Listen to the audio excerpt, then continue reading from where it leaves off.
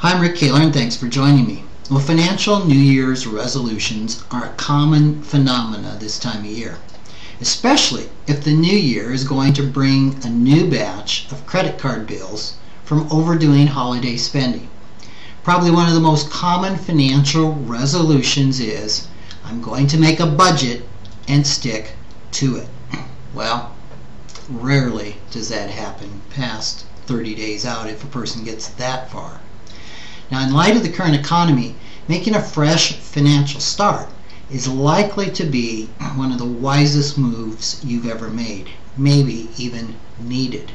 Here are my suggestions for 5 financial New Year's resolutions to help you manage well in the coming year.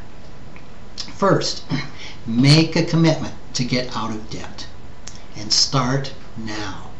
The first step toward becoming debt-free is to stop accumulating new debt. Quit digging the hole deeper. Leave the credit cards at home and postpone major purchases that aren't essential. Then focus on paying off existing debt. Now start with consumer debt first, such as credit cards, lines of credit, department store cards, these types of accounts. One method that you can use is to pay as much as you can toward the smallest debt first. That gets rid of one payment. Then another approach is to start with the debt bearing the highest interest rate and then work down from there. Second, look at decreasing your lifestyle. Yes, that's painful, but Americans as a whole have been living a lifestyle far above what they can afford. Look at ways you can reduce expenses.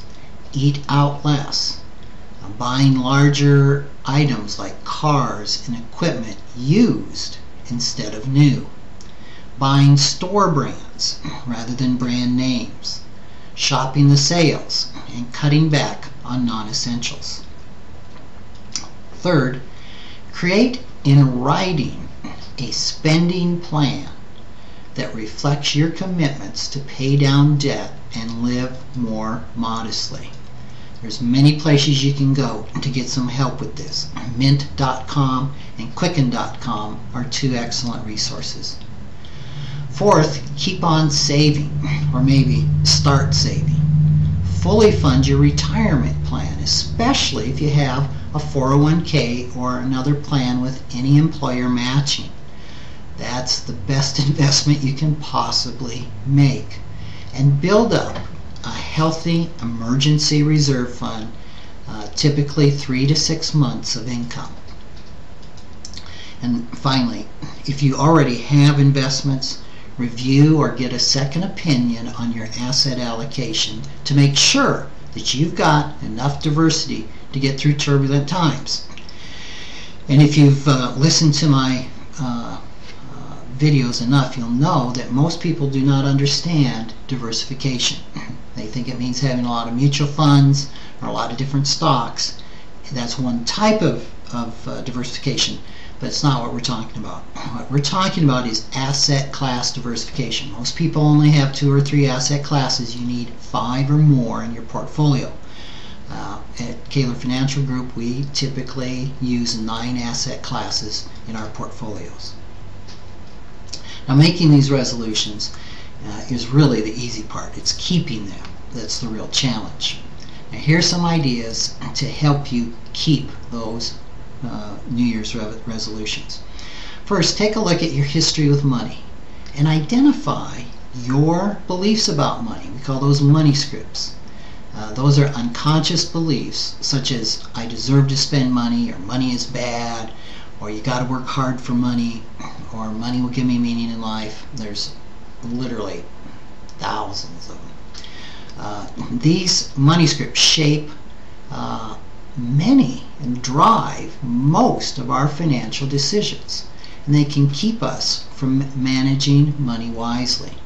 When you understand why you've made some of the choices that you've made, why it just doesn't seem that as hard as you try, as much willpower as you exert, that things don't change, you'll be better able to make different choices in the future.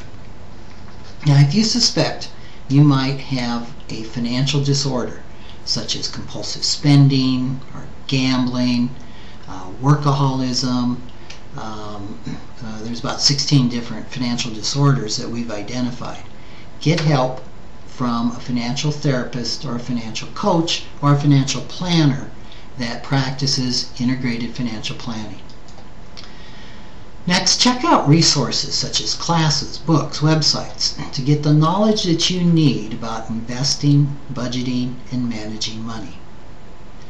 Next, get some support, if possible. Enlist the help of an integrated financial planner or a financial coach or therapist. If your budget won't accommodate this level of professional help, or if you're still struggling with serious debt, check out other areas of support, such as credit counseling services and classes. Consider asking a trusted friend or relative who seems to manage their money well to be a mentor and a cheerleader to help you keep your commitment to a healthier financial life. And finally, remember that relapse is normal, almost guaranteed. It takes time to change long-standing financial habits. You will certainly make mistakes. You're going to slip back into old behaviors, but this doesn't mean you failed and it's time to give up. It just means you need to renew your commitment to change. Now, none of us can be sure of what the immediate future may bring financially, especially when it comes to the big picture of overall economic conditions. Yet resolving to make a commitment to financial health in the new year is one thing that you can do to help safeguard your financial future. Thanks for joining me.